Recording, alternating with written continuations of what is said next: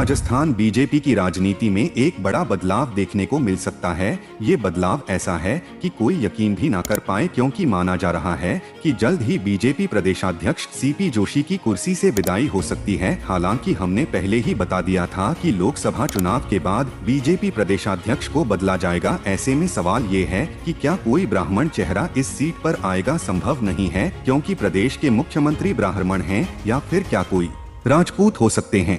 संभव नहीं है, क्योंकि दिया कुमारी उप मुख्यमंत्री हैं। क्या दलित हो सकते हैं? संभव नहीं है। डॉ प्रेमचंद बैरवा उप मुख्यमंत्री हैं। क्या कोई वैश्य हो सकते हैं? ये भी इसलिए संभव नहीं है क्योंकि वासुदेव देवनानी विधानसभा अध्यक्ष हैं। तो फिर किस चेहरे पर या किस जाति पर नजर है? इसका जवाब है जाट समाज, और चेहरे का नाम है सतीश पूनिया।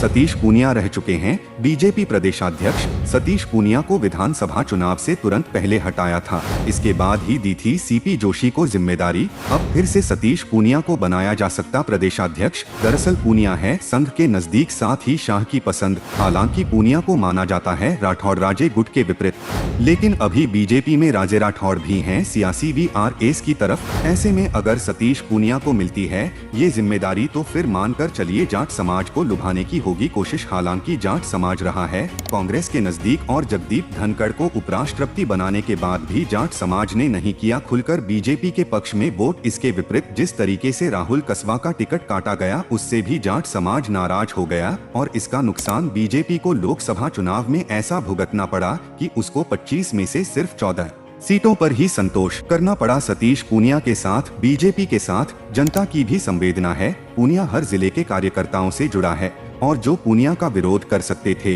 वो सभी बीजेपी में हाशिए पर जा चुके हैं। ऐसे में मुमकिन है कि सतीश पूनिया को एक बार फिर से मौका दिया जा सकता है। हालांकि इस दौर में कुलदीप धनखड़ का नाम भी आ रहा है सामने, और इसके अलावा भी है कई जाट नेता। ऐसे में संभव है कि बीजेपी किसी लो प्रोफाइल नेता को भी जिम्मेदारी दे सकता है। जैसे CM के चयन के बारे में किसी को पता नहीं था कि किसको मिलेगी कुर्सी, लेकिन आखिर में बीजेपी ने सबको चौंका दिया।